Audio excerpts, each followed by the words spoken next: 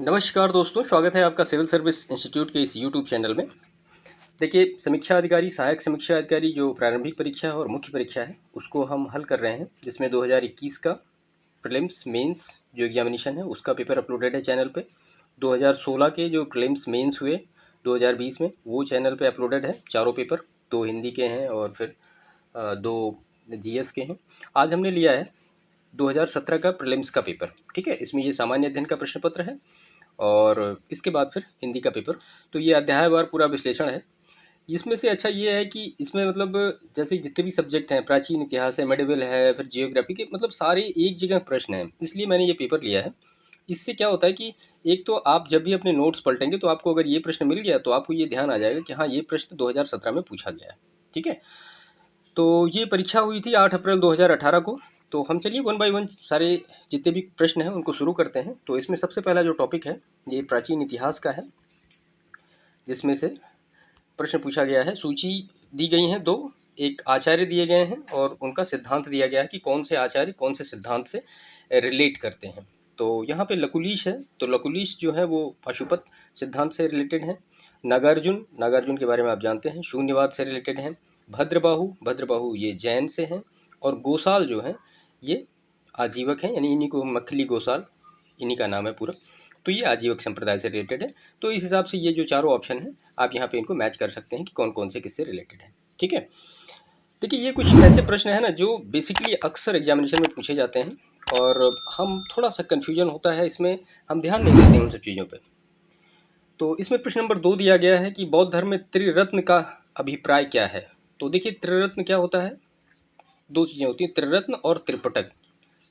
त्रिरत्न और त्रिपिटक, इनका विशेष महत्व है। त्रिपिटक में क्या क्या चीज़ें आती हैं, सुत्त पिटक, विनय पिटक और अभिधम्म पिटक आते हैं, जबकि त्रिरत्न में क्या क्या आते हैं, बुद्ध, धम्म और संघ। ये दोनों चीज़ें याद रखिएगा कि त्रिपिटक में क्या क्या आते हैं और त्रिरत्न में क्या क्या आते हैं। हालांकि त्रिरत्न जैन धर्म से ही संबंधित है, जिसके अंतर्गत क्या आता है, सम्यक दर्शन, सम्यक ज्ञान और सम्यक चरित्र। तो यहाँ पे एक प्रश्न को लेते समय आपके कम से कम 3-4 फैक्ट ऑटोमेटिक क्लियर हो जाते हैं। तो इस हिसाब से ये जो पेपर है ये बेस्ट पेपर है। और पढ़ने का तरीका भी यही होना चाहिए कि आप सारी चीज़ों को, उसके ओवरऑल जितने भी डायमेंशन हैं प्रीलिम्स के, आप उनको कवर करते चलिए। तो मोस्टली मुझे लगता है कि आपके काफ़ी प्रश्न तो ऐसे ही आप पेपर सॉल्व करते करते ही काफ़ी कुछ तैयार कर लेंगे। ठीक है, इसके बाद नेक्स्ट प्रश्न है, यहाँ पे अभिलेख दिए गए हैं और शासक दिया गया है और ये पूछा गया है कि कौन सा सुमेलित नहीं है। तो आपको ये बताना है कि कौन सा इसमें से सुमेलित नहीं है। तो एहोल इसमें जो दिया गया है, नासिक पहला जो दिया गया है कि नासिक अभिलेख किससे है, तो ये गौतमी पुत्र सातकर्णी से है, सातवाहन वंश। हाथी गुम्फा अभिलेख ये खारवेल से, काफ़ी बार एग्जामिनेशन में पूछा गया है। उसके बाद जो भीतरी अभिलेख है ये पुलकेशिन द्वितीय से नहीं, पुलकेशिन द्वितीय से एहोल अभिलेख है। ठीक है, और गिरनार अभिलेख जो है ये रुद्रदामन से रिलेटेड है। ठीक है, तो यहाँ पे ये भीतरी यहाँ पे नहीं होगा, इसके लिए होगा एहोल अभिलेख पुलकेशिन द्वितीय। इसके बाद आते हैं प्रश्न नंबर 4 पर। हम है, निम्नलिखित में से किस शासक ने विक्रमशिला विश्वविद्यालय की स्थापना की थी। तो विक्रमशिला विश्वविद्यालय की स्थापना धर्मपाल ने की थी, जो पाल वंश का एक शासक था। पाल वंश की स्थापना किसने की थी, गोपाल ने की थी। और जो धर्मपाल थे इनका टाइम पीरियड था 770 से लेकर 810 ईस्वी के मध्य। इसमें कुछ और फैक्ट हैं इनसे रिलेटेड कि बौद्ध धर्म के अनुयायी और परम सौगात की उपाधि धारण करने वाले धर्मपाल ने बिहार में विक्रमशिला विश्वविद्यालय की स्थापना करवाई। इसके बाद इसमें नालंदा विश्वविद्यालय के खर्च के हेतु इन्होंने क्या दिया था, इन्होंने 200 गांव दान में दिए थे उसके खर्च से बनने के लिए। और 11वीं शताब्दी में कवि सोढल ने उदय सुंदरी कथा में उसे उत्तरापथ स्वामी कहा था। ये एक बार प्रश्न में पूछा गया है। ठीक है, तो इसको आप थोड़ा ध्यान रखिएगा कि कवि सोढल ने उदय सुंदरी कथा में उत्तरापथ स्वामी कहा, किसको कहा, धर्मपाल को कहा। इसके बाद नेक्स्ट प्रश्न है, निम्नलिखित शासकों के नाम सही काल क्रमानुसार संयोजित कर अपना उत्तर नीचे दिए गए कूट के चयन के आधार पर कीजिए। तो यहाँ पे शासक के नाम दिए गए हैं अकॉर्डिंग टू टाइम पीरियड, उनको आपको बैलेंस करना है कि कौन सा सबसे पहले था और कौन सा सबसे बाद था। तो यहाँ पे अगर हम विद्याधर की बात करें तो इनका जो टाइम पीरियड रहा है वो 1019 से लेकर 1029 तक का। और उसके बाद जो धंग है, धंग का टाइम पीरियड रहा है 950 से लेकर 1002 ईस्वी तक का। और विद्याधर का टाइम पीरियड हम यहाँ पे देख ही चुके हैं, 1019 से लेकर 1029। उसके बाद यशोवर्मा का टाइम पीरियड रहा है 930 से लेकर 950 तक का। और कीर्तिवर्मा या कीर्तिवर्मन भी इनको कहते हैं, इनका टाइम पीरियड रहा है 1060 से लेकर 1100 ईस्वी तक का। तो इसके अकॉर्डिंग आप इसको मैनेज करेंगे तो आप ऑप्शन आपका 3214 ये मिल जाएगा। ठीक है, इसके बाद हम आते हैं नेक्स्ट प्रश्न पे। इसमें लिखा गया है, गुर्जर प्रतिहार शासकों में से किसकी उपाधि आदि वाराह थी? तो इसमें यह है कि आदि वाराह किसकी उपाधि थी? तो आदि वाराह जो उपाधि थी वो मिहिर भोज की थी, या इनको भोज भी कहते हैं। ये गुर्जर प्रतिहार वंश के सर्वाधिक प्रतापी और महान शासक थे। ठीक है, इनका जो मतलब अगर किसके उपासक थे तो ये देखा जाए तो ये वैष्णव उपासक थे, वैष्णव उपासक इन्होंने थे। और इनके सिक्कों पर आदि वाराह उपाधि का इन्होंने अंकन करवाया था। और मिहिर भोज को इस्लाम का सबसे बड़ा शत्रु बताया जाता है। ठीक है, तो इसके बाद फिर नेक्स्ट प्रश्न है, ये मध्यकालीन भारत से है, दिल्ली सल्तनत के इतिहास से, जिसमें कि अब इसमें भी घटनाओं पर विचार कीजिए तथा इन्हें काल क्रमानुसार व्यवस्थित करना है। तो ये सारे टाइम पीरियड दिए गए हैं, आप इनको कब कब मैनेज करना है ये इसमें बताना है आपको। जिसमें से लिखा है, मोहम्मद बिन तुगलक द्वारा राजधानी का स्थानांतरण। तो राजधानी का स्थानांतरण मोहम्मद बिन तुगलक ने कहाँ से कहाँ तक का किया था? दिल्ली से दौलताबाद। दौलताबाद कहाँ पे है आप हमें कमेंट करके बताइए। दौलताबाद तो कई बार आपने सुना ही होगा, लेकिन दौलताबाद किस जगह पे आज अगर उसका नाम देखा जाए तो वो कहाँ पे है वो आप हमें बताइएगा। ठीक है, तो ये किया था 1327 में। उसके बाद अफगान जो षड्यंत्र था, अफगान षड्यंत्र हुआ 1325 में। उसके बाद जलालुद्दीन खिलजी की हत्या हुई 1296 में। और तराइन का जो द्वितीय युद्ध हुआ वो हुआ था 1192 में, जिसमें कि मोहम्मद गौरी और पृथ्वीराज लड़े थे। ठीक है, ये तो इसके हिसाब से आप इसके टाइम पीरियड को सेटअप कर सकते हैं और इसका आपका ऑप्शन हो जाएगा 4321। नेक्स्ट प्रश्न हम देखते हैं, यहाँ पे दो सूची दी गई है, आपको इसमें से मैच करना है कि कौन सी चीज जो मतलब चीज़ें हैं वो किससे मैच कर रही हैं। तो यहाँ पे सबसे पहले रणथंभौर, तो रणथंभौर से हमीर देव हैं। चित्तौड़, चित्तौड़ से यहाँ पे राणा रतन सिंह मैच कर रहे हैं। देवगिरी, देवगिरी से आपके यहाँ पे राजा रामचंद्र, ओ सॉरी राजा राय रामचंद्र। और गुजरात से कर्णदेव। इसके हिसाब से ऑप्शन डी जो होगा यहाँ पे। इसके बाद नेक्स्ट प्रश्न है, निम्नलिखित में से कौन सा युग्म सही सुमेलित नहीं है? अब इसमें यात्रियों के नाम दिए गए, उनके गृह देश किस देश से वो आए थे। तो इब्न बतूता जो था वो मोरक्को का था, मार्को पोलो ये इटली का था, अब्दुल रज्जाक जो था वो ईरान का था, ये तुर्की का नहीं था, नूनीज जो था ये पुर्तगाली यात्री है। इसके बाद हम प्रश्न संख्या 10 देखते हैं। प्रश्न संख्या 10 है, निम्नलिखित में से किस दीवान ने दीवान ए अमीर ए कोही विभाग की स्थापना कराई? तो ये एग्रीकल्चर से रिलेटेड था, आप जानते हैं मोहम्मद बिन तुगलक ने इसको स्टेबल कराया था। और मोहम्मद बिन तुगलक के बारे में और भी देखा जाए तो इसने एक जो सिंबॉलिक मुद्रा होती है, सांकेतिक मुद्रा, उसका प्रचलन कराया। और बाद में खैर वो फेल हुआ, प्रयोग सफल नहीं हो पाया इंडिया में। उसके बाद गई थी। और राजमुंदरी के एक अभिलेख में मोहम्मद बिन तुगलक को दुनिया का खान कहा गया है। देखिए यूपी पीसीएस में ऐसे प्रश्न बहुत पूछे जाते हैं। और मध्यकालीन सुल्तानों में सबसे शिक्षित, विद्वान और योग्य व्यक्ति था। इसे स्वप्नशील, पागल एवं रक्त पिशाचु कहा गया है। तो ये फैक्ट याद रखिएगा, हो सकता है एग्जामिनेशन में पूछा जाए कभी। इसके बाद फिर नेक्स्ट प्रश्न है, निम्नलिखित में से किस चिश्ती संत को चिराग ए दिल्ली कहा जाता है? तो चिराग ए दिल्ली जो कहा जाता है वो नासुरुद्दीन को कहा जाता है। प्रसिद्ध चिश्ती संत और तौहीद ए इलाही के रचनाकार नासुरुद्दीन को चिराग ए दिल्ली कहा जाता है। ठीक है, और इसके बारे में और देखा जाए तो निजामुद्दीन औलिया को क्या कहा जाता है? इनको कहा जाता है महबूब ए इलाही। और फरीद को कहा जाता है फरीदुद्दीन गंज ए शक्कर।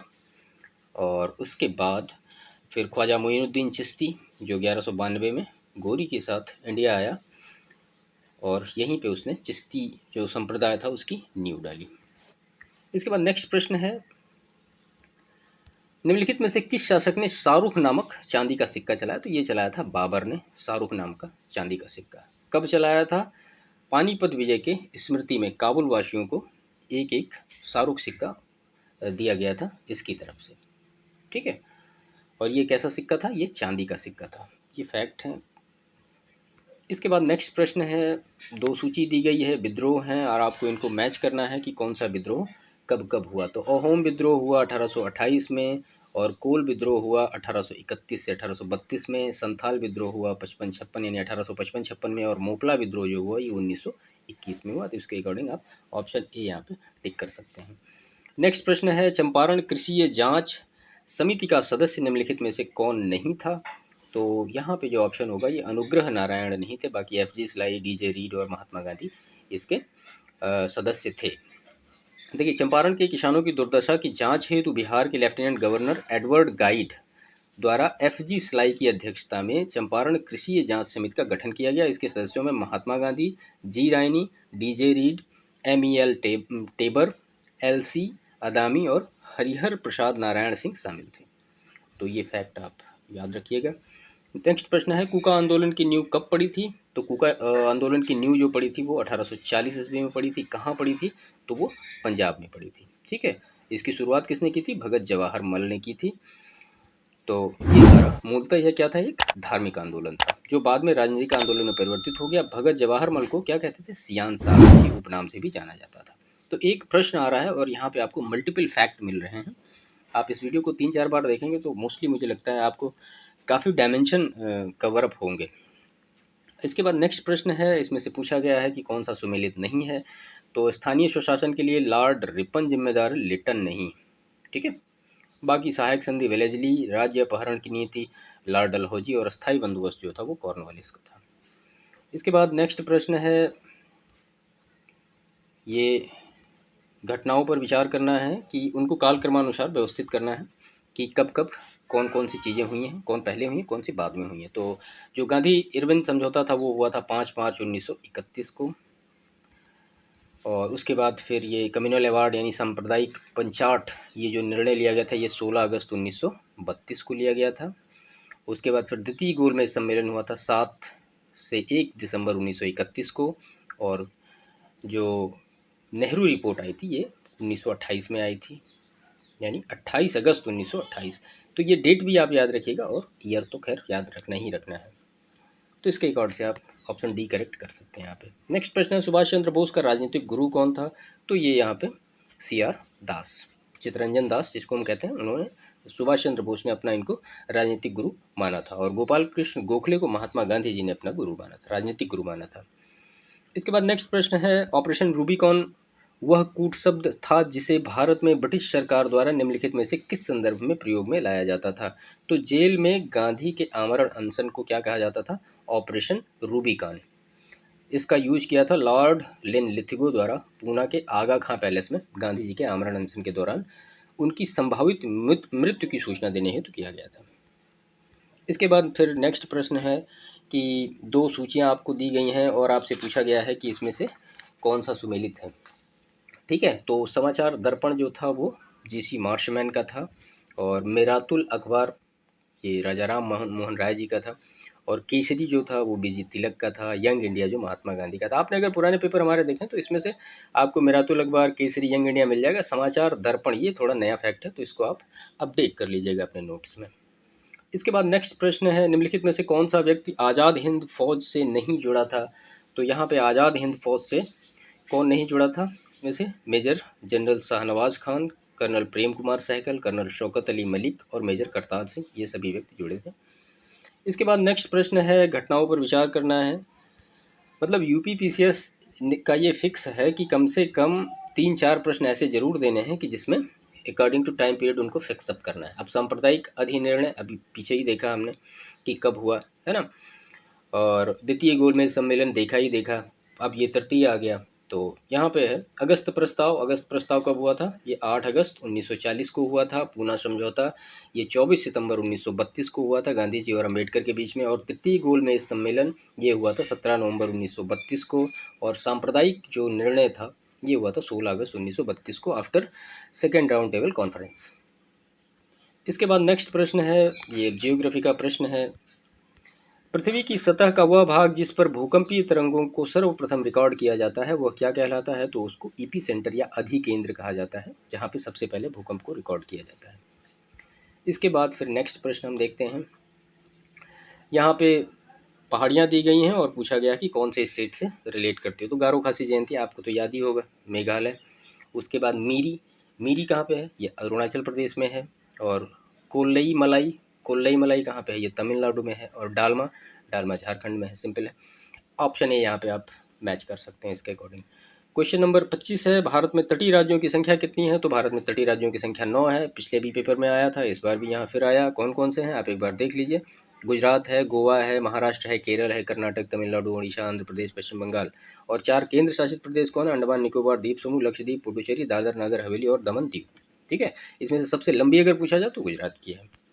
नेक्स्ट प्रश्न देखते हैं, भारत के निम्नलिखित में से किन राज्यों में थारू जनजाति निवास करती है? तो थारू जनजाति निवास करती है उत्तर प्रदेश और उत्तराखंड में। ठीक है, इसके बाद फिर नेक्स्ट प्रश्न है, 2 कथन दिए गए हैं, पूछा गया है कि कौन सा कथन इसमें से सही है। मिट्टियों की प्रजाति से मृत्तिका अधिकतम जल धारण करती है, और इसका जो रीज़न बताया गया है, ये कहा गया कि मृत्तिका में रंध्राकाश बड़े आकार के पाए जाते हैं। तो मिट्टियों की प्रजातियों में मृत्तिका जो होती है वो अधिकतम जल धारण करती है, बिल्कुल सही है। और इसमें जो रंध्राकाश होते हैं उनका जो वो होता है वो 0.002 mm के आसपास होता है। ठीक है, तो यहाँ पे ए सही होगा और आर जो है ये गलत हो जाएगा। कहाँ इसका ऑप्शन? हाँ ये है, हाँ ए सही है, आर गलत है। ठीक है, क्योंकि वहाँ पे लिखा था बड़े आकार के पाए जाते हैं, बल्कि बहुत छोटे आकार के पाए जाते हैं। नेक्स्ट प्रश्न हम देखते हैं, इसमें लिखा है कि विभिन्न प्रकार के मिट्टियों की जल धारण क्षमता का घटता क्रम क्या, यानी सबसे ज़्यादा कौन सा मिट्टी जल ग्रहण करती है, उसके बाद फिर तो मृत्तिका गाद बालू, इसको याद कर लीजिए बिल्कुल, मृत्तिका गाद बालू, ऑप्शन ए करेक्ट होगा। सबसे ज़्यादा जल धारण मृत्तिका में, उसके बाद फिर गाद में, उसके बाद फिर बालू में। आप समझते हैं बालू में सबसे कम ही कम होगा। इसके बाद फिर नेक्स्ट प्रश्न है, बांध दिया गया है और ये पूछा गया है, और हाँ उसके बाद फिर नदी दी गई है, तो कौन सा बांध कौन सी नदी पे है? तो दुल्हस्ती बांध चिनाब नदी पे है, गांधी सागर बांध चंबल नदी पर है, उकाई बांध जो है ये तापी नदी पर है, और तवा बांध जो है वो तवा नदी पे है। सिंपल, आप इसको मैच कर सकते हैं। इसके बाद फिर नेक्स्ट प्रश्न है, निम्नलिखित में से कौन सा शैल समूह भारत में धात्विक खनिजों के लिए, धात्विक खनिजों का प्रमुख स्रोत है? तो धारवाड़ समूह जो है ये धात्विक खनिज, यहाँ पे लौह अयस्क जैसे सोना है, लोहा है, अब्रक है, क्रोमियम है, मैग्नीज इत्यादि कहाँ से प्राप्त की जाती हैं? धारवाड़ से प्राप्त की। गोंडवाना से आप जानते हैं कोयला प्राप्त किया जाता है। ठीक है, तो यहाँ पे धारवाड़ समूह से हम मेटेलिक जो ओर होते हैं उनका यूज करते हैं, वो हमें ज़्यादा मिलते हैं वहाँ से। नेक्स्ट प्रश्न है हमारा, चुक्की कमाता, चुक्की कमाता लिखा हुआ है, चुक्की कमाता, इसको पढ़ते हैं। चिली में निम्नलिखित में से किस खनिज के लिए प्रसिद्ध है? तो ये तांबा के लिए प्रसिद्ध है, कई बार ये प्रश्न पूछा गया है। ठीक है, विश्व में तांबा सबसे बड़ा उत्पादक देश क्या है? चिली है। इसके पश्चात क्या है? पेरू और चीन है। ये दूसरा और तीसरा स्थान है। तो अगर अकॉर्डिंग टू वो देखा जाए तो सबसे पहले चिली, पेरू और चीन, first second third according to production of copper. इसके बाद फिर घास के मैदान दिए गए हैं, और ये दिया गया है देश की, कौन से देश कहाँ होता है? तो पंपाज जो होता है वो अर्जेंटीना में होता है, पुस्टाज जो होता है वो हंगरी में होता है, और बेल्ट जो होता है वो साउथ अफ्रीका में होता है, और डाउन्स जो होता है वो ऑस्ट्रेलिया में होता है। इसके अकॉर्डिंग आप इसको मैच कर सकते हैं। इसके बाद फिर ये नेक्स्ट प्रश्न है, जापान के निम्नलिखित 4 द्वीपों में से उत्तर से दक्षिण अनुक्रम कौन सा है सही? इसमें पूछा गया। तो यहाँ पे 4 द्वीपों का मतलब नॉर्थ टू साउथ, उत्तर से दक्षिण हमें देखना है, यानी सबसे पहले यहाँ से फिर इधर आना है। तो यहाँ पे आएगा सबसे पहले होक्काइडो, होन्शु, शिकोकू, क्यूशु। कहाँ है? होक्काइडो, होन्शु, शिकोकू और क्यूशु, ये है यहाँ पे उत्तर से दक्षिण का क्रम। इनका आप एरिया देख लीजिएगा कि कौन सा सबसे बड़ा है और कौन सा सबसे छोटा। यहाँ लिखा है सबसे बड़ा द्वीप होन्शु है, और सबसे छोटा जो होगा उसके बारे में भी आप देख लीजिएगा। इसके बाद फिर जनसंख्या नगरीकरण से एक प्रश्न पूछा गया है, माल्थस के अनुसार जनसंख्या नियंत्रण का सर्वाधिक प्रभावकारी उपाय निम्नलिखित में से कौन सा था? तो उन्होंने कहा था सीधा सीधा कि जन्म आप नियंत्रण कर लीजिए, तो आपकी जो जनसंख्या होगी वो ऑटोमेटिक कंट्रोल हो जाएगी। तो माल्थस ने जनसंख्या के प्राकृतिक सिद्धांत का प्रतिपादन किया था, और बताया था कि किसी भी क्षेत्र की जनसंख्या की वृद्धि गुणोत्तर श्रेणी में, जबकि जीविकोपार्जन के साधनों में जो वृद्धि होती है वो समांतर श्रेणी में होती है। उनके अनुसार यदि स्वयं के नैतिक नियंत्रणों के माध्यम से जनसंख्या वृद्धि पर नियंत्रण न पाया गया तो प्राकृतिक प्रयोगों द्वारा व्यापक अकाल मृत्यु होंगी। और उन्होंने यह भी निष्कर्ष दिया था कि यदि जीवन निर्वाह के संसाधनों का अवरोध न हो तो प्रत्येक 25 वर्ष में जनसंख्या क्या हो जाएगी? दोगुनी हो जाएगी। तो ये सारे फैक्ट थोड़ा माइंड में आप रखिएगा। इसके बाद नेक्स्ट प्रश्न है, जनगणना 2011 के अनुसार निम्नलिखित में से किस भारतीय राज्य में महिला साक्षरता न्यूनतम थी? तो यहाँ पे राजस्थान में महिला साक्षरता जो थी वो न्यूनतम थी। महिला साक्षरता दर वाले राज्यों का अवरोही क्रम क्या है? केरल में सबसे ज़्यादा, फिर मिजोरम, लक्षद्वीप, गोवा। और न्यूनतम स्त्री साक्षरता वाले राज्यों का आरोही क्रम क्या है? बिहार में सबसे कम, राजस्थान, झारखंड, जम्मू कश्मीर और उत्तर प्रदेश। यहाँ पे ऑप्शन बिहार नहीं, अदरवाइज बिहार ही सही होता है। ठीक है। इसके बाद नेक्स्ट प्रश्न है, वर्ष 2011 की जनगणना में निम्नलिखित में से किस राज्य की जनसंख्या में कमी आई? तो वो नागालैंड की जनसंख्या में कमी आई। कितनी कमी आई है? 0.6% की कमी आई है। और केंद्र शासित प्रदेशों में अधिकतम जनसंख्या वृद्धि दर कहाँ पर हुई? दादर नागर हवेली में 55.88% और न्यूनतम जनसंख्या वृद्धि दर लक्षद्वीप में 6.3%। इसके बाद फिर नेक्स्ट प्रश्न है, वर्ष 2011 की जनगणना के अनुसार निम्नलिखित में से किस राज्य में साक्षरता दर सर्वाधिक थी? तो यहाँ पे इसके अकॉर्डिंग मणिपुर टॉप पे है 76.94, पंजाब में 75.8%, असम में 72.20%, एमपी में 69.30%। वर्ष 2011 की जनगणना के आंकड़ों के अनुसार राज्यों में सर्वाधिक साक्षरता दर केरल में 94% और जबकि न्यूनतम साक्षरता दर बिहार में 61.8%। नेक्स्ट है, वर्ष 2011 की जनगणना के अनुसार भारत में नगरीय जनसंख्या का देश की कुल जनसंख्या की प्रतिशतता है। तो वो 31.16% या 31.2% यहाँ पे लिखा है, इसको याद कर लीजिए। और 2001 से जनगणना की तुलना में 2011 में अगर नगरीय जनसंख्या में वृद्धि देखी जाए तो वो 3.4% है। ये फैक्ट बिल्कुल दिमाग में याद रखिएगा, एग्जामिनेशन में पूछे जा सकते हैं। इसके बाद नेक्स्ट प्रश्न है, भारत की वर्ष 2011 की जनगणना के आधार पर निम्नलिखित में से किस राज्य में जनसंख्या घनत्व उच्चतम था? तो यहाँ पे बिहार में सबसे ज़्यादा है 1106, अरुणाचल प्रदेश में आप जानते हैं 17, दिल्ली में 11,320 और अंडमान निकोबार द्वीप समूह में 46। इसके बाद नेक्स्ट प्रश्न है, वर्ष 2011 की जनगणना के आधार पर निम्नलिखित राज्यों को उनके नगरीकरण के अवरोही क्रम में व्यवस्थित करना है कि सबसे ज़्यादा नगरीकरण कहाँ पे है, उसके बाद फिर सबसे कम नगरीकरण कहाँ पे है। ठीक है, तो यहाँ पे हम देखें अगर तो महाराष्ट्र में सबसे ज़्यादा नगरीकरण लगभग 45.2%, गुजरात में 42.2% और फिर आंध्र प्रदेश में 33.4% और फिर पश्चिम बंगाल में 31.9%। तो इसके अकॉर्डिंग 3-4-2-1 ऑप्शन करेक्ट होगा यहाँ पे। इसके बाद नेक्स्ट प्रश्न है, वर्ष 2011 की जनगणना के अनुसार भारत की कुल नगरीय जनसंख्या में महानगरों की जनसंख्या की प्रतिशतता कितनी थी? तो 42.61% थी, जो कि महानगरों की जनसंख्या की प्रतिशतता। उल्लेखनीय है कि 10 लाख या उससे अधिक जनसंख्या वाले नगरों को महानगर की संज्ञा दी गई है। इसके बाद नेक्स्ट प्रश्न है, वर्ष 2011 की जनगणना के अनुसार निम्नलिखित में से किस राज्य में नगरीय जनसंख्या की प्रतिशतता न्यूनतम थी? तो वो हिमाचल प्रदेश में सबसे कम है, जहाँ की 10% है। भारत की 31.2% और सबसे ज़्यादा गोवा की 62.2%। ठीक है, उसके बाद फिर महाराष्ट्र है, अभी आपने ऊपर प्रश्न में देखा ही है। इसके बाद नेक्स्ट प्रश्न है, वर्ष 2011 की जनगणना के अनुसार निम्नलिखित में से कौन सा राज्य साक्षरता दर एवं नगरीकरण के स्तर में भारत में द्वितीय स्थान पर है? तो महाराष्ट्र सेकंड पे हो जाएगा। ठीक है, मिजोरम की साक्षरता दर कितनी है? 91.3% और नगरीकरण दर कितना है? 52.1%। तो दोनों ही दृष्टि से देश के राज्यों में दूसरे स्थान पर है, जबकि साक्षरता की दृष्टि से केरल और नगरीकरण की दृष्टि से गोवा देश में प्रथम स्थान रखता है। तो यहाँ पे ऑप्शन बी करेक्ट होगा इसका। इसके बाद नेक्स्ट प्रश्न है, वर्ष 2011 की जनगणना के अनुसार उत्तर प्रदेश में साक्षरता दर में 2001 से 2011 तक वृद्धि हुई। अभी हमने पीछे प्रश्न देखा है, तो वो 11.45% की, ये लिटरेसी की बात हो रही है, हमने जनसंख्या का देखा था जो वहाँ पे था, है ना। तो 2001 से 11 कितनी जनसंख्या लिटरेसी की वृद्धि हुई? 11.45%। इसको याद रखिएगा। उत्तर प्रदेश में साक्षरता दर कितनी है? 56.36% और 2011 की जनगणना में 11.36 की वृद्धि के साथ कितना हो गया? 67.68%। ये 2001 का है। उसके बाद फिर नेक्स्ट प्रश्न है, भारत की जनगणना 2011 के अनुसार उत्तर प्रदेश के निम्नलिखित में से किस जिले की साक्षरता दर सर्वाधिक है? तो यहाँ पे गाजियाबाद की सबसे ज़्यादा है। कितनी है उत्तर प्रदेश की साक्षरता? 67.7%, इसमें से पुरुष 77.3 और महिला 57.2%। और साक्षरता की दृष्टि से अगर उत्तर प्रदेश के जिलों का अवरोही क्रम देखें तो गौतम बुद्ध नगर, कानपुर नगर, औरैया, इटावा, गाजियाबाद। और सबसे कम वाला अगर देखें तो सबसे कम श्रावस्ती में है, उसके बाद फिर बहराइच, उसके बाद फिर बलरामपुर, उसके बाद फिर बदायूं, उसके बाद फिर रामपुर। इसके बाद फिर ये नेक्स्ट प्रश्न है कि भारतीय संविधान के निम्नलिखित में से किस अनुच्छेद के द्वारा अस्पृश्यता की समाप्ति की व्यवस्था की गई? तो आर्टिकल 17 है, जिसमें अनटचेबिलिटी को एबॉलिश किया गया है। ये सारे फंडामेंटल राइट के ही आर्टिकल दिए गए 14, 15, 16, 17। ठीक है। इसमें 14 जो होता है वो विधि के समक्ष क्षमता है, 15 जो है वो धर्म, मूल, वंश, जाति, लिंग, जन्म स्थान के आधार पर विभेद है, और 16 जो है वो लोक नियोजन के विषय में अवसर की समानता, 17 अस्पृश्यता का अंत, और 18 जो है वो उपाधियों का अंत। ये सारा ऑप्शन है। इसके बाद फिर हम नेक्स्ट प्रश्न देखते हैं।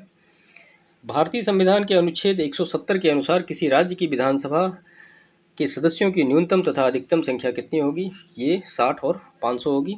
इसको याद रखिएगा, कई बार प्रश्न पूछा गया है। 170 आर्टिकल के अनुसार है, इसको भी याद रखिएगा। 170 1 के अनुसार अनुच्छेद 333 के उपबंधों के अधीन रहते हुए प्रत्येक राज्य की विधानसभा उस राज्य में प्रादेशिक निर्वाचन क्षेत्रों के प्रत्यक्ष निर्वाचन द्वारा चुने गए 500 से अधिकतम और 60 से न्यूनतम सदस्यों से मिलकर बनेगी। अर्थात अनुच्छेद 333 के अनुसार आंग्ल भारतीय की विधानसभा में नियुक्ति सम्मिलित करते हुए अधिकतम 500 होनी चाहिए। अभी तो यह हट गया, आंग्ल भारतीय वाला नियुक्ति का खत्म अभी नहीं है, लेकिन इसके बाद भी 500 और 60 है। इसके बाद भी बहुत सारी विधानसभा नॉर्थ ईस्ट की ऐसी हैं जहाँ पे ये सीटें नहीं हैं, इतनी 60 भी नहीं है, कम ही है, 40 के आसपास है।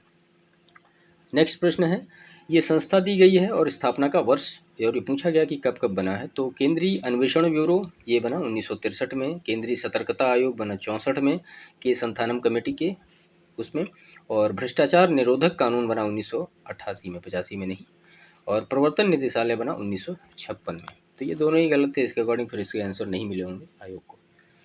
इसके बाद फिर नेक्स्ट प्रश्न है, प्रशासनिक सुधार आयोग 1967 जिसने पहली बार लोकपाल तथा लोकायुक्त बनाने की संस्तुति की थी, के अध्यक्ष थे?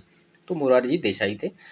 जो प्रथम प्रशासनिक सुधार आयोग था, इसका जो गठन हुआ था 5 जनवरी 1966 को हुआ था। इसके बाद 1967 में इस आयोग के अध्यक्ष कौन, के हनुमंतैया को बनाया गया था, लेकिन पहले जो अध्यक्ष थे वो मोरारजी देसाई थे, बाद में बनाया गया था उनको। ठीक है।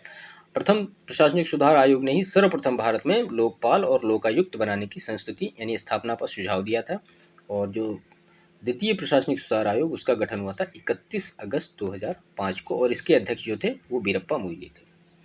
तो वो सारी चीज़ें आप याद रखिएगा।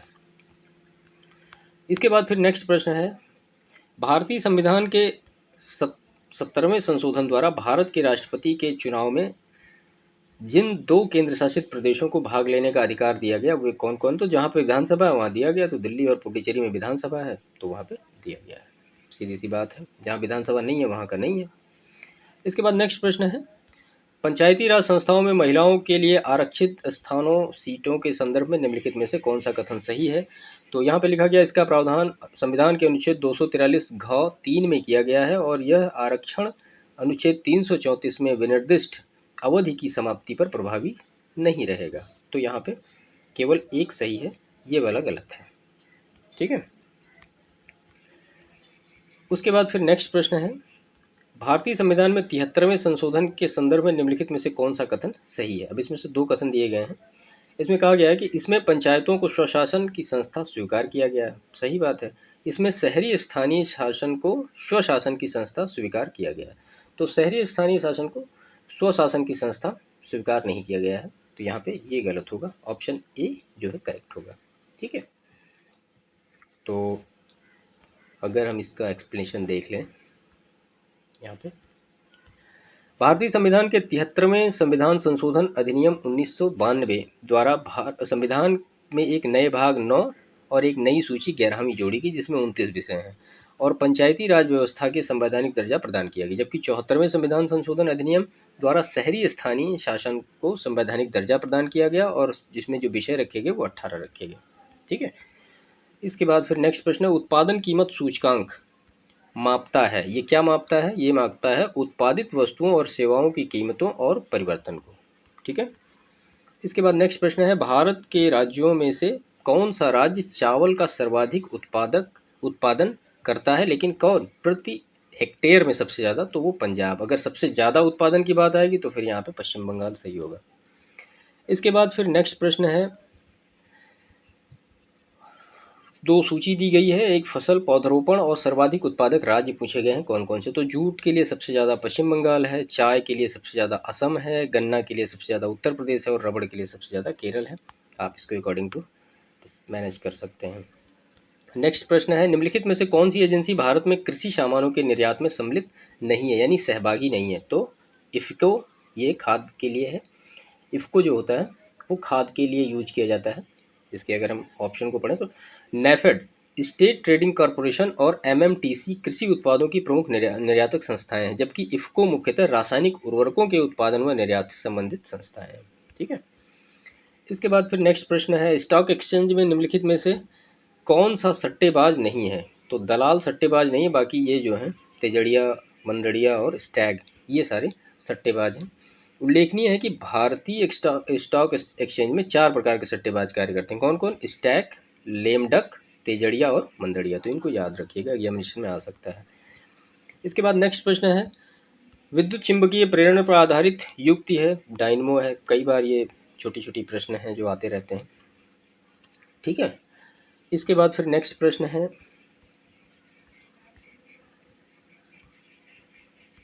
ताप के निम्नलिखित में से किस पैमाने में ऋणात्मक मान नहीं होता है? तो केल्विन में नहीं होता है, बाकी सब में ऋणात्मक मान होता है। ठीक है।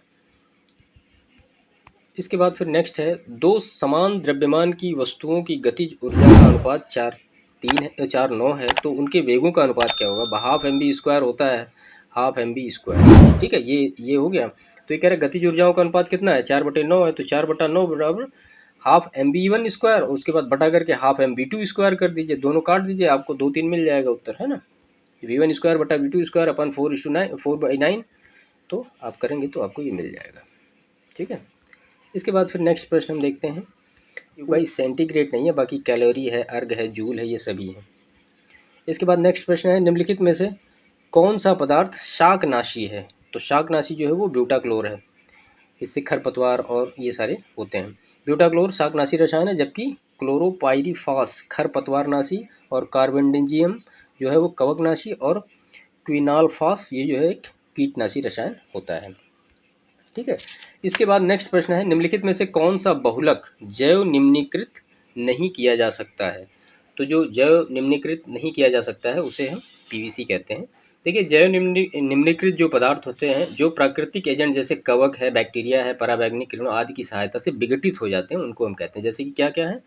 सेलुलोज है, प्रोटीन है, स्टार्च है, ये सारे विघटित हो जाएंगे। लेकिन पीवीसी जो होता है ये विघटित नहीं होता है, इसीलिए इसको गैर जैव निम्नीकृत पदार्थ कहा जाता है। इसके बाद फिर नेक्स्ट प्रश्न पे आते हैं हम, निम्नलिखित में से कौन सा युग्म सुमेलित नहीं है? आपसे पूछा गया कि कौन सा सुमेलित नहीं है, तो एल्यूमिनियम का जो अयस्क होता है वो होता है बॉक्साइट, कॉपर का जो अयस्क होता है पायराइट है, यहाँ पे पायराइट होगा या क्यूपराइट होगा जो भी है। उसके बाद फिर जिंक का कैलामाइन है और आयरन का है हेमाटाइट।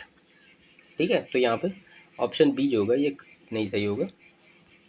इसके बाद फिर नेक्स्ट प्रश्न है, समुद्री घास निम्नलिखित तत्व का मुख्य तथा महत्वपूर्ण स्रोत है किसका? तो ये आयोडीन का स्रोत है। इसके बाद नेक्स्ट प्रश्न है, प्रकाश संश्लेषण प्रक्रिया के लिए निम्नलिखित में से किसकी उपस्थिति आवश्यक नहीं है? तो ऑक्सीजन की उपस्थिति आवश्यक नहीं, क्योंकि कार्बन डाइऑक्साइड, जल और सूर्य के प्रकाश से ही जो होता है फोटोसिंथेसिस, ये रिएक्शन होता है। इसके बाद प्रश्न संख्या 67 है, निम्नलिखित में से कौन सा युग्म सुमेलित नहीं है? तो यहाँ पे अमरबेल एक तना या परजीवी है, चंदन एक जड़ और परजीवी है, आर्किड अधिपादप एपीफाइट्स है, और जो घटपर्णी या नेफेंथीस होता है इसको हम कीट भक्षी पद, जलोद्भिद नहीं है। ठीक है। इसके बाद फिर नेक्स्ट प्रश्न है, निम्नलिखित हार्मोन में से कौन सा एक स्त्रीलिंग हार्मोन है? अभी पूछा गया स्त्रीलिंग हार्मोन कौन कौन सा है, तो स्त्रीलिंग जो है वो एस्ट्रोजन है। ठीक है। मुख्य रूप से अंडाशय से उत्पन्न एस्ट्रोजन महिलाओं में प्रजनन और यौन विकास में मुख्य भूमिका निभाता है। यह 2 प्रकार का होता है, एक होता है एस्ट्राडियोल और एक होता है एस्ट्रायोल। ठीक है, ऑप्शन सी यहाँ पे होगा। फिर ये आपको विटामिन दिया गया है, आपको सुमेलित करना है, पूछा गया कौन सा सुमेलित नहीं है, तो विटामिन डी जो होता है ये सुखंडी या सूखा रोग होता है, विटामिन सी मसूड़ों से खून आना, विटामिन ए से गठिया रोग नहीं होता है, ये विटामिन डी से होता है, और विटामिन बी1 जो है ये बेरी है। तो यहाँ पे ऑप्शन सी जो करेक्ट नहीं है। विटामिन ए की कमी से क्या होता है? रतौंधी नामक रोग होता है। और अगर हम बी1 का इसका रासायनिक नाम देखें तो क्या होगा? थाइमीन होगा, और विटामिन डी का होगा कैल्सीफेरॉल, और विटामिन सी का जो होगा वो एस्कॉर्बिक एसिड होगा। इसके बाद फिर नेक्स्ट प्रश्न है, निम्नलिखित में से कौन सा युग्म सुमेलित नहीं है? फिर ये पूछा गया कि सुमेलित कौन सा नहीं है, तो क्लोरोमाइसेटीन, क्लोरोमाइसिटीन जो होता है वो टाइफाइड नाशी होता है। क्रिस्टल वायलेट जो होता है वो पूर्तिरोधी होता है। क्यूनिन या क्यूनैन होता है मलेरिया रोधी होता है। एस्पिरिन जो होता है निश्चेतक नहीं होता, ये दर्द निवारक होता है। निश्चेतक होता है वो क्लोरोफॉर्म होता है। इसके बाद नेक्स्ट प्रश्न है, एक सामान्य 70 किलोग्राम भार वाले वयस्क मनुष्य के रक्त की कुल कितनी मात्रा होती है लगभग। तो अगर हम इसको निकालना चाहें तो एक सामान्य वयस्क में रक्त की मात्रा उसके कुल भार का लगभग 7% होती है। ठीक है, 7%। जितना भी उसका भार है, मान लिया अगर 70 किलो भार है तो उसका 7% निकाल दीजिए तो वो आ जाएगा, यानी लगभग 500 मिलीलीटर लगभग। ऑप्शन बी यहाँ पे करेक्ट होगा। इसके बाद नेक्स्ट प्रश्न है, निम्नलिखित में से कौन सा एंजाइम प्रोटीनों को एमिनो अम्ल में विघटित करता है। तो वो होता है पेप्सिन। पेप्सिन जो होता है वो एमिनो अम्ल में डिकम्पोज करता है। नेक्स्ट प्रश्न है, जीवाणु भोजियों के संबंध में निम्नलिखित में से कौन सा सही है। तो यहाँ पे जीवाणु भोजी विषाणु होते हैं जो विषाणुओं को संक्रमित करते हैं, और जीवाणु भोजी अनुवांशिक अभियांत्रिकी में प्रयुक्त होते हैं। ठीक है, तो ये दोनों ही स्टेटमेंट यहाँ पे करेक्ट है। 74 है, मकड़ियों के से द्वारा रेशम उत्पादित रेशम को क्या कहा जाता है। तो उसको गासमर रेशम कहा जाता है, कई बार प्रश्न में पूछा गया है। इसके बाद फिर नेक्स्ट प्रश्न है, निम्नलिखित में से कौन सा युग्म सुमेलित नहीं है। अब आपसे पूछा गया इसमें से सुमेलित नहीं है फसल की प्रजाति। तो सरसों का वरुणा होता है, मटर का सपना होता है, पपीता का सूर्या, यहाँ पे अलसी का नहीं है पपीता का होता है सूर्या, और मूंगफली का कौशल होता है। ठीक है, इसके बाद फिर नेक्स्ट प्रश्न पे हम आते हैं। इसमें है, निम्नलिखित में से कौन सा कथन सही नहीं है पूछा गया है। तो गेरुई जो होता है वो गेहूं में पाया जाने वाला रोग है। अगैती झुलसा आलू में पाया जाने वाला रोग है। झूठ कंड यानी फॉल्स स्मट जौ में नहीं, ये धान की फसल में पाया जाता है। ठीक है, खैरा धान में पाया जाने वाला रोग है, तो ऑप्शन सी यहाँ पे सही नहीं होगा, यानी करेक्ट होगा। इसके बाद फिर नेक्स्ट प्रश्न है कि लाइफ आई के संबंध में निम्नलिखित में से कौन सा कथन सही नहीं है। ठीक है, अब लाइफ आई क्या होता है। लाइफ आई एक वायरलेस ऑप्टिकल नेटवर्किंग तकनीक होती है जिसमें डेटा के संचरण के लिए प्रकाश उत्सर्जक डायोड यानी एलईडी का प्रयोग किया जाता है। और 29 जनवरी 2018 को इलेक्ट्रॉनिक्स एवं सूचना प्रौद्योगिकी मंत्रालय द्वारा पायलट प्रोजेक्ट द्वारा लाइफ आई का सफल परीक्षण किया गया है। तो इसका क्रियान्वयन कौन कर रहा है। ऑप्टिकल फाइबर नेटवर्क द्वारा नहीं किया जाता है, ये सूचना एवं प्रौद्योगिकी मंत्रालय द्वारा किया जा रहा है। तो डी जो है यह करेक्ट नहीं होगा, बाकी सभी सही होंगे यहाँ पे। इसके बाद नेक्स्ट प्रश्न है, ट्राई निम्नलिखित में से किस क्षेत्र की नियामक एजेंसी है। तो दूरसंचार की है, बेसिक क्वेश्चन है। ठीक है, इसके बाद फिर नेक्स्ट प्रश्न है, ये राष्ट्रीय उद्यान दिए गए हैं, राज्य दिए गए हैं कि कौन कौन से राज्य में मैच करते हैं। तो इंताकी जो राष्ट्रीय उद्यान है वो नागालैंड में, नागालैंड यहाँ पे है। और बेतला जो है ये झारखंड में है। और सिरोही जो है ये मणिपुर में है। और गुइंदी ये जो है वो तमिलनाडु में है। इसके अकॉर्डिंग ऑप्शन सी आपका यहाँ पे करेक्ट हो जाएगा। नेक्स्ट प्रश्न है, पृथ्वी का सर्वाधिक बृहद पारिस्थितिकी तंत्र निम्नलिखित में से कौन सा है। तो जैवमंडल सबसे बृहद पारिस्थितिकी तंत्र, सबसे बड़ा है। ठीक है, इसके बाद प्रश्न संख्या 81 है, पारिस्थितिकी तंत्र के संदर्भ में निम्नलिखित कथनों पर विचार कीजिए। इसमें कहा गया है कि स्वपोषी या स्वपोषण स्तर पर उत्पादन को प्राथमिक उत्पादक कहा जाता है। द्वितीय उत्पादकता का संदर्भ परपोषी या विषम पोषण स्तर के उत्पादन से है। तो यहाँ पे एक और दो दोनों होते हैं। स्वपोषी जो होते हैं वो प्राथमिक, और द्वितीय पोषी जो होते हैं वो परपोषी होते हैं। द्वितीय उत्पादकता जो होते हैं वो परपोषी की होती है। नेक्स्ट प्रश्न है, एक पारिस्थितिकी तंत्र में ऊर्जा की मात्रा एक पोषण स्तर से अन्य स्तर में स्थानांतरण के पश्चात घटती है। ठीक है, क्योंकि एक स्तर में अगर 100% एनर्जी यहाँ से ट्रांसफ़र हो रही है तो वो 10% नेक्स्ट लेवल पे पहुँचेगी। इसको कहते हैं लिंडमैन का नियम, लिंडमैन का 10% का रूल। इसके बाद फिर प्रश्न संख्या 83 है, निम्नलिखित में से किस प्रकार के वनों में अधिकतम पादप विविधता पाई जाती है। तो उष्णकटिबंधीय सदाबहार वन जहाँ पे सबसे ज़्यादा होंगे वहाँ पे सबसे ज़्यादा पादप विविधता पाई जाएगी। ठीक है, इसके बाद फिर ये यूपी स्पेशल के प्रश्न हैं। भारत के राज्यों में उत्तर प्रदेश निम्नलिखित में से किन फसलों का अग्रणी उत्पादक है। तो गेहूं, आलू और गन्ना सबसे ज़्यादा उत्पादन करता है उत्तर प्रदेश। प्रथम दीनदयाल हस्तकला संकुल व्यापार सुविधा केंद्र अवस्थित है। तो ये कहाँ पे स्थित है, ये वाराणसी में अवस्थित है। और इसके बाद फिर पंडित दीनदयाल उपाध्याय पशु चिकित्सा विज्ञान विश्वविद्यालय एवं गौ रक्षा अनुसंधान संस्थान स्थित है। तो ये मथुरा में स्थित है। इसके बाद फिर नेक्स्ट प्रश्न है, नोएडा उत्तर प्रदेश के किस जिले में अवस्थित है? तो ये गौतम बुद्ध नगर में अवस्थित है, गाजियाबाद में अवस्थित नहीं है, अक्सर कन्फ्यूजन होता है इसमें।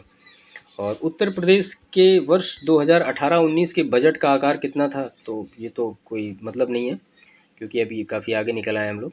तो यहाँ पे ये ऑप्शन सी सही था उस समय का। ये दो कथन दिए गए हैं, कथन और रीजन दिए गए हैं। आपसे पूछा गया कौन सा किसको करेक्टली मैच कर रहा है, नहीं कर रहा है। ठीक है, तो इसमें लिखा भोजपुरी पूर्वी उत्तर प्रदेश की लोक भाषा है। और उसके बाद कहा गया पूर्वी उत्तर प्रदेश के लोग अन्य भाषाओं में असहज होते हैं। तो ये तो सीधा सीधा गलत हो गया, मतलब कहीं के भी लोग किसी दूसरी भाषा में असहज सभी लोग तो नहीं हो सकते ना। तो ए सही होगा, बाकी आर जो है गलत हो जाएगा। ऑप्शन सी यहाँ पे करेक्ट होगा। ठीक है, इसके बाद फिर नेक्स्ट प्रश्न है, उत्तर प्रदेश का कौन सा जनपद दशहरी आमों के लिए आमों का सर्वोच्च उत्पादक है? तो लखनऊ, जिसको जीआई टैग मिला है यहाँ पे। प्रश्न संख्या 91, उत्तर प्रदेश में निम्नलिखित में से कौन सा शहर निर्यात विकास केंद्र नहीं है? तो इलाहाबाद नहीं, बाकी आगरा, खुर्जा, मेरठ ये सारे निर्यात विकास केंद्र हैं। ठीक है, इसके बाद फिर नेक्स्ट प्रश्न है, उत्तर प्रदेश में लोकायुक्त की पद धारण अवधि क्या है? तो 8 वर्ष है, इसको याद रखिएगा। हर स्टेट में लोकायुक्त का जो अवधि है वो अलग अलग है। उत्तर प्रदेश में 8 वर्ष है, मध्य प्रदेश में अलग है। इसके बाद है कथन और रीजन, कन्नौज इत्र का शहर है और कन्नौज शहर के सभी निवासियों के यहाँ इत्र का उद्योग है। अब ये फिर रीजन ऐसा थोड़े होता है कि मतलब जितने लोग कन्नौज में रहते हैं सब इत्र ही बनाते हैं और कोई काम नहीं है उनको। तो ए सही होगा, आर गलत होगा। इसके बाद 94 है, उत्तर प्रदेश में सिंगल विंडो क्लियरेंस विभाग के निम्नलिखित उद्देश्यों पर विचार कीजिए और नीचे दिए गए कूट से सही उत्तर का चयन कीजिए। इसमें लिखा औद्योगिक अपशिष्ट प्रबंधन और औद्योगिक अनुमोदन। ठीक है, इसका एक्सप्लेनेशन हम देखते हैं क्या लिखा है। उत्तर प्रदेश में सिंगल विंडो क्लियरेंस विभाग के उद्देश्यों के संदर्भ में प्रश्नगत कथन 2 सत्य है, जबकि कथन 1 असत्य है, क्योंकि इस विभाग का संबंध औद्योगिक अपशिष्ट प्रबंधन से नहीं है। तो आप समझ गए होंगे, दूसरा ही सही है। और इसके बाद फिर नेक्स्ट प्रश्न है, प्रसिद्ध ठुमरी गायिका गिरजा देवी का जन्म किस शहर में हुआ? तो वो हुआ है वाराणसी में, गिरजा देवी। इसके बाद नेक्स्ट प्रश्न है, उत्तर प्रदेश का सबसे पूर्वी शहर निम्नलिखित में से कौन सा है? तो उत्तर प्रदेश का सबसे पूर्वी शहर बलिया है। सब निम्नलिखित में से कौन सा युग्म सुमेलित नहीं, इसमें से पूछा गया। तो शहर और विशेषता, वाराणसी की विशेषता संस्कृत और धर्म है, लखनऊ की विशेषता प्रदेश की राजधानी है, झांसी जो है ये औद्योगिक केंद्र नहीं ऐतिहासिक पर्यटन स्थल है, और मुरादाबाद जो है ये पीतल उद्योग है यहाँ पे। काष्ठ नक्काशी घरेलू उद्योग के लिए उत्तर प्रदेश का कौन सा नगर प्रसिद्ध है? तो यहाँ पे Saharanpur, capital of would craft के नाम से जाना जाता है सहारनपुर को, ये याद रखिएगा। नेक्स्ट प्रश्न है, उत्तर प्रदेश में उत्तर मध्य क्षेत्र सांस्कृतिक केंद्र स्थापित है कहाँ पे? तो ये इलाहाबाद में स्थापित है। इसके बाद फिर नेक्स्ट प्रश्न है, हाँ ये देख लीजिए, काम की चीज़ें हैं। उत्तर मध्य क्षेत्र सांस्कृतिक केंद्र का मुख्यालय प्रयागराज इलाहाबाद, उत्तर क्षेत्र सांस्कृतिक केंद्र का मुख्यालय पटियाला, उत्तर पूर्वी क्षेत्र सांस्कृतिक केंद्र दीमापुर, और पूर्वी क्षेत्रीय सांस्कृतिक केंद्र कोलकाता, पश्चिमी क्षेत्र सांस्कृतिक केंद्र उदयपुर, दक्षिण मध्य क्षेत्र सांस्कृतिक केंद्र नागपुर, दक्षिण क्षेत्र सांस्कृतिक केंद्र तंजावुर, ये याद रखिएगा। उत्तर प्रदेश को भारत का शक्कर का कटोरा क्यों कहा जाता है? इसको स्पष्ट करने के लिए निम्नलिखित कथनों पर विचार कीजिए। अब इसमें लिखा गया है कि उत्तर प्रदेश में गन्ने का सर्वाधिक उत्पादन होता है, सही है। उत्तर प्रदेश में गन्ना अभियांत्रिकी शिक्षा संस्थान है, ठीक है। उत्तर प्रदेश में चीनी मिलों की संख्या सर्वाधिक है, ये गलत है, महाराष्ट्र में सबसे ज़्यादा है। और उत्तर प्रदेश में गन्ना उत्पादकों की संख्या सर्वाधिक है। तो यहाँ पे 1, 2, 4 सही होगा, 3 गलत हो जाएगा क्योंकि ये महाराष्ट्र में है। ठीक है, इसके बाद फिर ये रीजनिंग का प्रश्न है, आप इसमें से देख सकते हैं वेन डायग्राम दिए गए हैं, पूछा गया कि कौन सा सही है कौन सा नहीं। कुछ फेरी वाले लखपति हैं, इसका आपको प्रतिबिंब करना है कि कौन सा सही। तो यहाँ पे ऑप्शन सी ये जो है करेक्ट किया गया है, फेरी वाले और लखपति। ठीक है, और फिर ये एक बंदर फिसलन, इस तरह से एक प्रश्न दिया गया है, इसका जो सोल्यूशन दिया गया है ये यहाँ पे आप इसको देख लीजिए, आप समझ जाएंगे। इसके बाद फिर ये एक व्यक्ति चित्र को देखते हुए ब्लड रिलेशन के प्रश्न हैं, ये इस तरह से। और फिर ये मतलब नंबर मिसिंग है, इसके बारे में आपको सारी चीज़ें देखनी है कि कैसे नंबर मिसिंग करने हैं। और फिर ये एक डायरेक्शन के प्रश्न है कि कौन कौन से डायरेक्शन में क्या वो जा रहा है, और फिर उसके बाद 2 डिस्टेंस पूछी जा रही कि कौन सी डिस्टेंस पे है। इसके बाद ये उसका सोल्यूशन है। और फिर यहाँ पे एक नंबर्स मिसिंग है, आपको ये नंबर निकालना है, तो आप इसको इस तरह से निकाल सकते हैं। 107 में वही रीजनिंग के प्रश्न हैं, कुछ संत शहीद हैं, कुछ शहीद असंत नहीं है। तो ये सारी चीज़ें आप इस तरह से कर सकते हैं। फिर ये कोडिंग डिकोडिंग का प्रश्न है, इसको आप इस तरह से सॉल्व कर सकते हैं। मैं रीजनिंग के ऊपर ज़्यादा फोकस नहीं कर रहा हूँ। और उसके बाद फिर ये इस तरह से एक प्रश्न है, आप पढ़ लीजिए और इसका सोल्यूशन ये यहाँ पे इस तरह से आप निकाल सकते हैं। स्कूल की घंटी 8 बजने में 14 सेकंड लेती है, 4 बार बजने में कितना समय लेगी, तो इसके हिसाब से आप कर लीजिएगा। और ये ए बी से लंबा है, सी जितना लंबा नहीं है अकॉर्डिंग टू दिस, इसके अकॉर्डिंग आप इसके ऑप्शन को निकाल सकते हैं। इसके बाद फिर ये एक मिसिंग नंबर है, आपको आगे वाला नंबर निकालना है, तो वो कैसे निकालना है मैं आपको सोल्यूशन दिखा देता हूँ यहाँ पे। ये इस तरह से उसका सोल्यूशन है। और ए बी का भाई है, सी बी का पिता, इस तरह से समथिंग क्वेश्चन लगभग हर एग्जामिनेशन में पूछा गया, आर ओ के ही। और फिर यहाँ पे एक 3 नंबर्स का वर्ड दिया गया, इसमें से आपको मिसिंग नंबर देखना कि कौन सा है, इसके अकॉर्डिंग आप कर सकते हैं। यहाँ पे 3 ट्रायंगल में अलग अलग नंबर मिसिंग है एक, तो वो आपको निकालना है, इसके अकॉर्डिंग आप इसको निकाल सकते हैं। और फिर ये करंट अफेयर के प्रश्न हैं, तो करंट अफेयर के प्रश्न पे भी ज़्यादा फोकस करने का कोई मतलब तो नहीं है, क्योंकि करंट अफेयर तो अब ये 2018 का पेपर है ना, अभी 2005 साल हो गए, तो वो तो खैर कभी नहीं पूछने वाला। तो आप देख लीजिए एक बार इनको, मैं धीरे धीरे इनको चल रहा हूँ आगे। आप इसमें से जो इम्पोर्टेंट चीज़ें होंगी वो मैं बता दूँ। इंडिया फॉरेस्ट रिपोर्ट 2021 की आ चुकी, 17 का कोई मतलब ही नहीं है, और 17 तक ये सारी चीज़ें ऐसे ही हैं बस। फिजिकल डेफिसिट सबका कोई मतलब नहीं है अभी। जीडीपी और ये सब तो अभी नया ही आ गया ना। इसके बाद फिर दिसंबर, ये सब इसका कोई मतलब नहीं है। संघ बजट, मिग 21 बाइसन, ये तब की बात है। जिम्नास्टिक का नाम बताइए। मैं खाली पेपर मतलब आपको दिखा रहा हूँ कि हाँ ऐसे ऐसे प्रश्न आए थे। अंतर्राष्ट्रीय सौर गठबंधन का पकड़, हाँ ये याद रखिएगा, जो इसका प्रथम शिखर सम्मेलन अंतर्राष्ट्रीय सौर गठबंधन का कहाँ पे हुआ था, ये नई दिल्ली में हुआ था। ये चीज़ें, सुल्तान अजलान शाह कब, 2018, ठीक है। और इसके बाद फिर 24 में, इसका भी कोई मतलब नहीं लिखा। और फिर ये इस तरह से प्रश्न आए यहाँ पे। विश्व पर्यावरण दिवस 2018, विश्व पर्यावरण दिवस कब होता है ये आप याद रखिएगा। वरुण ग्लोबल लिस्ट 18, अब तो काफ़ी अपडेट हो चुका है ये सब। और फिर मार्च 2018, इसका भी कोई मतलब नहीं है। ये बजट का डिटेल है सब, इसका कोई ख़ास इफेक्ट नहीं है इसमें। टेनिस खिलाड़ी, ये सब 2019। ये फैक्ट याद रखिएगा। 100% सौर ऊर्जा पर चलने वाला भारत का पहला केंद्र शासित प्रदेश कौन है, तो वो है दीव, ठीक है, ये याद रखिएगा। 100 घंटे में 12,000 टॉयलेट्स बनवाए। और इसके बाद फिर भारतीय अर्थव्यवस्था में भागीदारी, इसका हाँ विविध से हम आते हैं कि विविध में ये कहाँ कहाँ से चीज़ें हैं ये, ठीक है। ऐसे प्रश्न 2021 या 2016 में कहीं मिले हैं। तो भारतीय सब्जी अनुसंधान संस्थान कहाँ पे है, तो ये है वाराणसी में। और केंद्रीय उपोषण अनुसंधान संस्थान कहाँ पे है, ये है लखनऊ में, कहाँ ये लखनऊ ये है। और भारतीय गन्ना अनुसंधान संस्थान कहाँ पे है, ये भी लखनऊ में है। और भारतीय दलहन अनुसंधान संस्थान ये कहाँ पे है, ये कानपुर में है। आपको ये पूछ बताया था कि सुमेलित कौन सा है, तो यहाँ पे ये ऑप्शन ए जो होगा ये सुमेलित हो जाएगा सही से, ठीक है। तो इस हिसाब से ये पूरे 140 प्रश्न थे 2017 के प्रीलिम्स एग्जामिनेशन के लिए। तो हम यहाँ पे लेते हैं सामान्य हिंदी का प्रश्न पत्र है। इसका जो पेपर हुआ था वो 8 अप्रैल 2018 को हुआ था। इस पूरे पेपर में 60 प्रश्न हैं, तो इनको हम 1 बाय 1 देखते हैं, ठीक है। चलिए शुरू करते हैं इसको। इसमें सबसे पहला जो प्रश्न दिया गया है, निषिद्ध के लिए सही विलोम शब्द है। अब निषिद्ध के लिए सही विलोम शब्द क्या होगा, वो होगा विहित, ठीक है। सिद्ध का क्या होगा, असिद्ध। तो यहाँ पे निषिद्ध के लिए विलोम शब्द क्या होगा, ये होगा विहित। प्रश्न नंबर 2 है, निम्नलिखित में से एक शब्द शुष्क का विलोम है, तो शुष्क का विलोम क्या होगा, वो होगा आर्द्र। उष्ण का विलोम यहाँ पे शीत हो जाएगा। शिष्ट का विलोम क्या हो जाएगा, अशिष्ट हो जाएगा, ठीक है। इसके बाद हम देखते हैं प्रश्न नंबर 3 है, निम्नलिखित में से एक शब्द स्थूल का विलोम नहीं है। अब यहाँ पे 3 विलोम ऐसे हैं, 3 शब्द ऐसे हैं जो स्थूल के विलोम है, एक शब्द ऐसा है जो स्थूल का विलोम नहीं है, तो वो कौन सा नहीं है। स्थूल का विलोम शाश्वत नहीं होता है, बाकी सूक्ष्म होता है, तन्वी होता है, दुर्बल होता है। शाश्वत का विलोम क्या होता है, शाश्वत का विलोम क्षणिक होता है, ठीक है। इसके बाद नेक्स्ट प्रश्न है, पृथक का सही विलोम है, तो पृथक का सही विलोम क्या होगा, संयुक्त होगा। पृथक का मतलब बिखरा हुआ, संयुक्त का मतलब एक। इसके बाद नेक्स्ट प्रश्न है इसमें, निम्नलिखित में से एक शब्द उपयोग का विलोम नहीं है, तो उपयोग का विलोम क्या होगा, उपयोग का विलोम होगा अनुपयोग, ठीक है। यहाँ पे थोड़ा ध्यान दीजिएगा, उपयोग का विलोम निरुपयोग नहीं होगा, ठीक है। तो इसको थोड़ा सा आप ध्यान दीजिएगा। अक्सर उपयोग में फिर वही आता है कि ठीक है उपयोग, तो इसका मतलब निरुपयोग।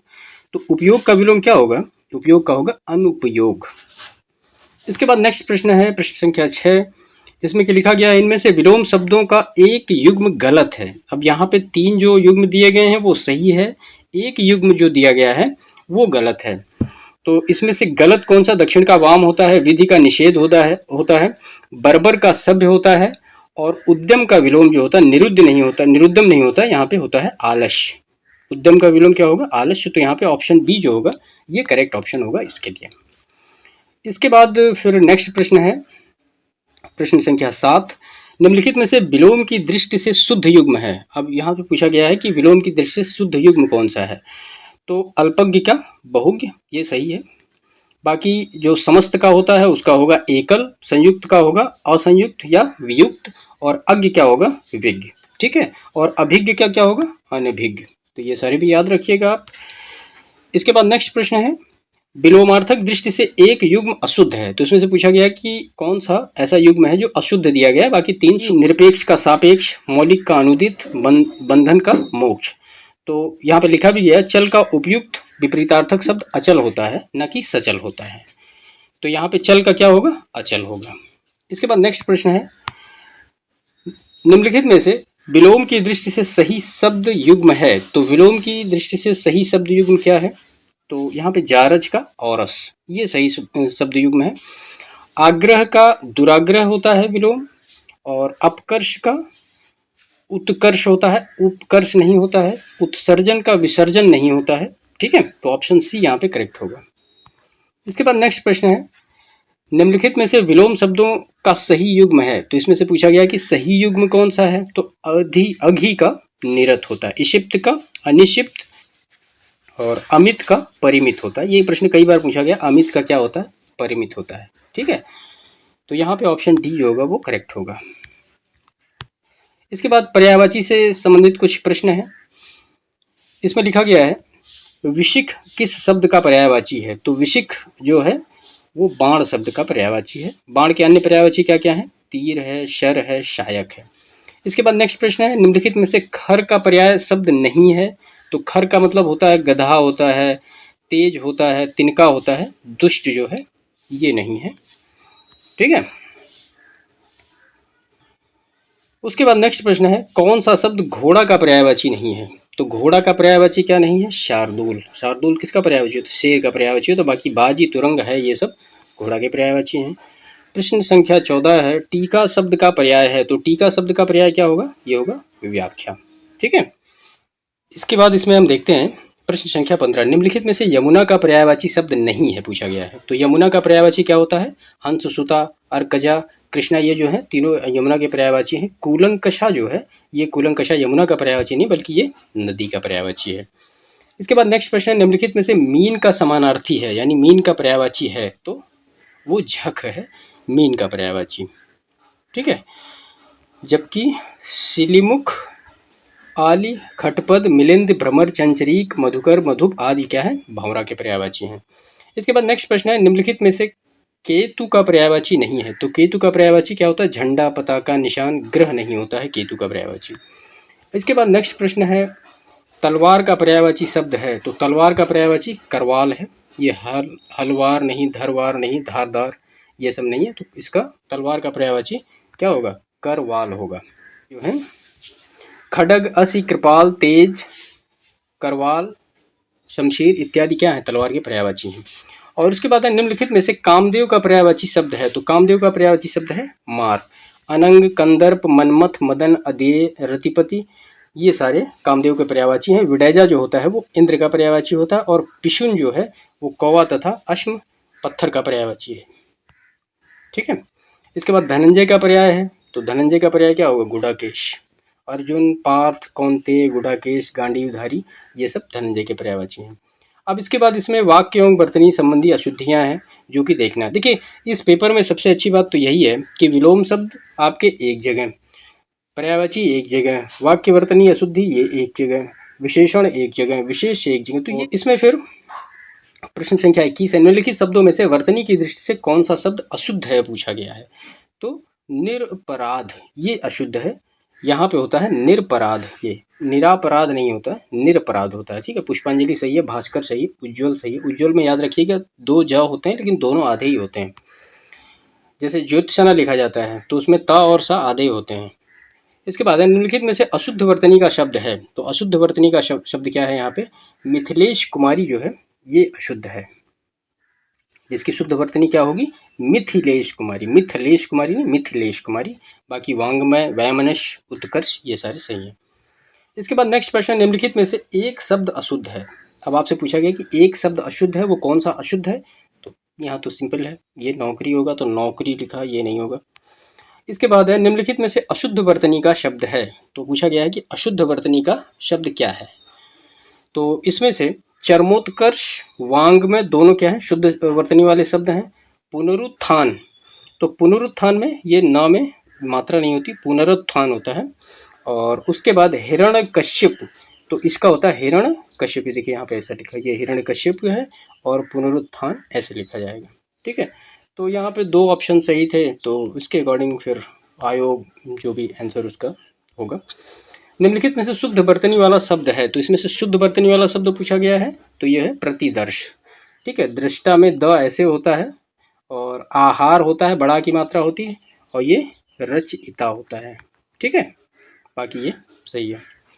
नेक्स्ट प्रश्न है, निम्नलिखित में से अशुद्ध वाक्य है। अब इसमें से पूछा गया कि अशुद्ध वाक्य कौन सा है। गौतम ऋषि की पत्नी का नाम अहल्या था, ये अहल्या जो शब्द लिखा है ये सही शब्द लिखा हुआ है। ठीक है, हमें लग रहा है कि मतलब ऐसा लगता है कि ये गलत लिखा, अहल्या नहीं अहिल्या होना चाहिए, लेकिन अहिल्या जो शब्द होता है वो अहल्या ही होता है। इस कार्य में बहुत विलंब हो गया, ये भी सही है। रसगुल्ला स्वादिष्ट था, एक गुलाब की माला खरीद लेना। अब ये बताइए कि मतलब एक गुलाब की कोई माला होती है, गुलाब की एक माला तो सही है, लेकिन अब कोई एक गुलाब का फूल है उसकी एक माला कैसे हो सकती है, तो यहाँ पे ऑप्शन डी जो होगा ये अशुद्ध है। इसके बाद नेक्स्ट प्रश्न है, निम्नलिखित में से एक वाक्य अशुद्ध है। इसमें लिखा इस बात का स्पष्टीकरण करना आवश्यक। इसके बाद प्याज तीखा होता है, सही है। आप इतनी देर में क्यों आए, सही है। प्रत्येक श्रमिक को 2 रुपये मिलेंगे, तो यहाँ पे ऑप्शन ए जो है ये गलत है। इसके बाद नेक्स्ट प्रश्न है, निम्नलिखित में से शुद्ध वाक्य है। अब इसमें पूछा गया कि शुद्ध वाक्य कौन सा है, तो भारत कभी ब्रिटेन के अधीन था, अधीन नहीं अधीन था। निरपराधी व्यक्ति को दंड नहीं मिलना चाहिए, तो निरपराध होता है, निरपराधी नहीं होता है। और उसके बाद बादशाह ने मुक्त हस्त दान दिया, ये सही है। उसे पैतृक, ये पैतृक की वर्तनी गलत है यहाँ पे, तो इस हिसाब से ये ऑप्शन सी यहाँ पे करेक्ट होगा, बाकी तीनों अशुद्ध हैं। देखिए आप जब बार बार पेपर सॉल्व करते रहेंगे ना, तो आपको ऑटोमेटिक क्लियर हो जाएगा कि सही क्या है गलत क्या है, क्योंकि इतने सारे शब्द जो होते हैं वो आंखों के सामने से गुजर जाते हैं, फिर वो मतलब जो गलत होता है वो ऑटोमेटिक पिक हो जाता है कि हाँ ये सही है या गलत है। तो इसीलिए पेपर सॉल्विंग पे ज़्यादा फोकस करना चाहिए कि अधिक से अधिक आप एमसीक्यू सॉल्व करें और एमसीक्यू से ही आप अपने टॉपिक को कवर कर पाएँ, तो ये बेस्ट स्ट्रैटेजी होती है किसी भी एग्जामिनेशन को क्वालिफाई करने की, और इसी को हम कहते हैं टारगेटेड स्टडी। ठीक है, इसके बाद है निम्नलिखित में से कौन सा वाक्य अशुद्ध है। अब इसमें जो पूछा गया अशुद्ध वाक्य कौन है, वह अनेकों मामलों में गवाह था। अब बताइए अनेक तो वैसे भी बहुत हो गया, तो अनेकों क्या होता है, अनेकों नहीं होगा, अनेक मामलों में गवाह था, ये सही होगा। बाकी यहाँ पे नूपुर की ध्वनि मनमोहक थी, आपकी मनः कामना पूर्ण होगी, मनीषीगण मेरी बात पर ध्यान दे, तो ये सही है यहाँ पे। इसके बाद नेक्स्ट प्रश्न है, निम्नलिखित में से शुद्ध वाक्य का चयन कीजिए। अब इसमें से आपको शुद्ध वाक्य का चयन करना है। सांसारिक समस्याओं में सभी फंसे हैं, ये गलत है। निरपराध व्यक्ति को दंड क्यों मिला, ऑप्शन बी करेक्ट है। अभी ऊपर आपने देखा होगा यहाँ पे लिखा है निरपराधी, तो निरपराधी व्यक्ति नहीं होता, वहाँ पे निरपराध व्यक्ति होगा। हिंदी देवनागरी लिपि में लिखी जाती है, ये गलत है। और अत्यधिक दुख सहा नहीं जाता, ये भी गलत है, तो ऑप्शन बी यहाँ पे करेक्ट होगा। इसके बाद फिर नेक्स्ट प्रश्न है, यहाँ पे देखिए इसका सही शब्द भी सारा लिखा गया है, आप देख लीजिए इसको। सांसारिक समस्याओं में सभी फंसे हैं, इसमें होता है सांसारिक समस्याओं में सभी फंसे हैं, ये शुद्ध वाक्य है। ठीक है, अब यहाँ पे गलती कहाँ पे, ये सांसारिक लिखा था, यहाँ पे सांसारिक होगा। हिंदी देवनागरी लिपि में लिखी जाती है, तो हिंदी देवनागरी लिपि में यहाँ पे वर्तनी अशुद्ध थी। और अत्यधिक दुख सहा नहीं जाता, तो अत्यधिक दुख सहा नहीं जाता, ये यहाँ पे देखिए यहाँ अत्यधिक लिखा हुआ है ना, तो ये अत्यधिक सही होता है। तो ये वर्तनी तीनों की तीनों वर्तनी अशुद्ध थी, इसी वजह से ये तीनों सेंटेंस ही गलत थे। तो इन सब चीज़ों का थोड़ा विशेष ध्यान रखा करिए कि कोई ज़रूरी नहीं कि मतलब एक पूरा सेंटेंस है तो उसमें कोई और गलती हो सकती है, हो सकता है कि वो वर्तनी ही कोई अशुद्ध हो। या ग्रामर लेवल पे, ऐसा कोई ज़रूरी नहीं कि ग्रामर लेवल पे ही उसमें कोई मिस्टेक हो। इसके बाद फिर ये अनेक शब्दों के एक शब्द हैं। अपने सहारे पर रहने वाले व्यक्ति के लिए एक शब्द स्वावलंबी होगा, जाहिर सी बात है। इसके बाद क्वेश्चन नंबर 32 है, अपरिमेय किस वाक्यांश के लिए एक शब्द है? तो अपरिमेय का मतलब होता है जो प्रमाण से सिद्ध ना हो सके, उसको हम अपरिमेय कहते हैं। ठीक है, वाक्यांश जो प्रमाण से सिद्ध ना हो सके के लिए एक शब्द अपरिमेय प्रयुक्त किया जाता है। जो तौला या नापा ना जा सके के लिए अपरिमेय शब्द प्रयोग किया जाता है। तो ए और सी को आयोग ने दोनों ही उत्तर माना था। इसके बाद है प्रश्न संख्या 33, किसी पर विजय प्राप्त करने की इच्छा रखने वाला क्या होता है? जिगीषु। जो स्त्री सूर्य भी न देख सके उसका एक शब्द क्या होगा? तो असूर्य, असूर्यम पश्या। इसके बाद नेक्स्ट प्रश्न है, कुछ खास शर्तों पर किसी कार्य को करने का समझौता के लिए एक शब्द है संविदा। और उसके बाद नेक्स्ट प्रश्न है, जिसकी पहले से कोई आशा ना हो उसको क्या कहेंगे? तो उसको अप्रत्याशित कहेंगे, जो अप्रत्याशित होता है। इसके बाद नेक्स्ट प्रश्न है, राज्य द्वारा निकाला गया आधिकारिक आदेश के लिए वाक्यांश का एक शब्द क्या होगा? तो होगा अध्यादेश। इसके बाद वह स्त्री जिसका पति परदेश या विदेश गया हो उसके लिए वाक्य एक शब्द क्या होगा? वो होगा प्रेषित पति का। इसके बाद नेक्स्ट प्रश्न है, हाँ ये देख लीजिए, आगत पतिका का अर्थ क्या होता है? एक बार पूछा गया एग्जामिनेशन में, जिसका पति परदेश से आया हो उसको कहते हैं आगत पतिका, और जिसका पति परदेश गया हो उसको कहते हैं प्रेषित पतिका। तो इन दोनों में थोड़ा विशेष ध्यान रखिएगा, अंतर क्या क्या है। ठीक है, उसके बाद नेक्स्ट प्रश्न है, पैर से सिर तक वाक्यांश के लिए एक शब्द, तो उसको कहते हैं अपाद मस्तक। और उसके बाद नेक्स्ट प्रश्न है, अनुचित बात के लिए आग्रह करने वाले को क्या कहते हैं एक शब्द? तो वो दुराग्रही। इसके बाद फिर तद्भव तत्सम है। नेक्स्ट इसमें है, निम्नलिखित में से तत्सम की दृष्टि से शुद्ध है, तो तत्सम की दृष्टि से शुद्ध शब्द क्या होगा? साटिका। साड़ी इसका तद्भव होगा। रश्मि रस्सी का तद्भव तत्सम होगा। रैन रजनी इसका वो होगा। और सरसों का जो तत्सम शब्द होगा वो सशर्प होगा, सशर्प होगा। इसके बाद नेक्स्ट प्रश्न है, बारात शब्द का तत्सम रूप है, तो बारात शब्द का तत्सम रूप है बर यात्रा। इसके बाद नेक्स्ट प्रश्न है, मोती का तत्सम रूप है, तो मोती का तत्सम रूप मौक्तिक होता है। मिट्टी का तत्सम रूप होता है क्या होता है? तो वो मृत्तिका होता है। और इसके बाद है, तद्भव शब्द पूछा गया है कि इसमें से कौन सा है, तो इसमें से तद्भव है ओझा। ठीक है, ओझा, जिसका जो तत्सम होता है वो होता है उपाध्याय। उल्लूक का उल्लू, कूप का कुआं, पुस्तक का पोथी। इसके बाद नेक्स्ट प्रश्न है, निम्नलिखित में से एक शब्द तत्सम है, इसमें से पूछा गया कि कौन सा तत्सम है, तो वो है सरीसृप। बाकी निम्नलिखित में से पूछा गया कि तद्भव शब्द है, तो तद्भव शब्द कौन सा है? तो ये घर, इसका जो तत्सम होता है वो होता है ग्रह। इसके बाद नेक्स्ट प्रश्न है, अखरोट का तत्सम रूप क्या है? तो वो होता है अक्षोट। अक्षवाट नहीं होता है, अक्षोट होता है। अखाड़ा का अक्षवाट होता है। इसके बाद नेक्स्ट प्रश्न है, निम्नलिखित में से तत्सम तद्भव का सही युग्म है, तो यहाँ पे अक्षवाट का अखाड़ा। ठीक है, और अक्षोट का मतलब क्या होता है? अखरोट, वो याद रखिएगा। इसके बाद हम देखते हैं प्रश्न संख्या 50। ठीक है, इसमें लिखा गया है, निम्नलिखित में से तत्सम की दृष्टि से एक युग्म अशुद्ध है। तो ये पूछा गया कि अशुद्ध कौन सा है, तो यहाँ पे कुपुत्र का सुपुत्र होगा, कपूत सपूत ऐसा नहीं होगा। ठीक है, बाकी दीक्षा परीक्षा सही होगा, सूकर बलिवर्त सही होगा, वरिष्ठ का कनिष्ठ सही होगा। इसके बाद विशेष और विशेषण से कुछ प्रश्न है, उसका लड़का लंबा है में विशेषण का चयन कीजिए। तो यहाँ पे विशेषण क्या होगा? लंबा लड़का विशेष्य होगा। ठीक है, इसके बाद है नेक्स्ट प्रश्न, प्रयोग के आधार पर पांडु शब्द होगा, तो पांडु शब्द क्या होगा? विशेष्य और विशेषण दोनों होगा। ये प्रश्न एक बार और भी आया है, सेम प्रश्न आया है, आरो यारो में ही आया है। ठीक है, तो पांडु का अर्थ क्या होता है? हल्के रंग का जब लिया जाएगा तो उसको विशेषण माना जाएगा, और पांडु जब एक संज्ञा के रूप में ली जाएगी तो उसको विशेष्य माना जाएगा। इसके बाद नेक्स्ट प्रश्न है, चतुर विद्यार्थी से प्रश्न पूछो, वाक्य में विशेषण है, तो वाक्य में विशेषण क्या होगा? चतुर होगा, विद्यार्थी क्या हो जाएगा? विशेष्य हो जाएगा। नेक्स्ट प्रश्न है, वह आदमी जो कल आपके घर आया था बहुत बड़ा ठग है, उपयुक्त वाक्य में कितने विशेषण हैं? तो यहाँ पे 4 विशेषण है। इसके बाद नेक्स्ट प्रश्न हम देखते हैं, दुष्चरित्र व्यक्ति से संबंध नहीं रखना चाहिए, इस वाक्य में प्रयुक्त दुष्चरित्र शब्द व्याकरण की दृष्टि से किस संवर्ग में है? तो वो विशेषण किस संवर्ग में है? दुष्चरित्र। मतलब जिसका चरित्र अच्छा ना हो। इसके बाद नेक्स्ट प्रश्न है, लाखों लोगों ने इसे महसूस किया है, वाक्य में विशेषण है, तो इसमें से विशेषण क्या है? तो इसमें से लाखों विशेषण है, लोग यहाँ पे विशेष्य हो जाएगा। इसके बाद नेक्स्ट प्रश्न है, विशेष्य वह शब्द होता है जिस शब्द की विशेषता बताई जाती है उसे विशेष्य कहते हैं। ठीक है। इसके बाद नेक्स्ट प्रश्न है, मोहन एक अच्छा विद्यार्थी है, वाक्य में विशेष्य है, तो यहाँ पे विशेष्य क्या होगा? विशेष्य विद्यार्थी होगा। ठीक है। अच्छा क्या होगा? विशेषण हो जाएगा। इसके बाद नेक्स्ट प्रश्न है, 8 बड़े चोर पकड़े गए थे, पुलिस की लापरवाही से आधे चोर भाग गए, वाक्य में किन शब्द में विशेष विशेषण संबंध नहीं है? तो यहाँ पे पुलिस की लापरवाही, ये इस शब्द में विशेष और विशेषण संबंध नहीं है, बाकी है। ठीक है। इसके बाद फिर इस पेपर का लास्ट प्रश्न है, ये निम्नलिखित शब्दों में से कौन सा विशेषण है? तो यहाँ पे क्रोधी जो है ये विशेषण है, यदि बाकी कंटक है, चुनौती है, राही, ये विशेषण शब्द नहीं है।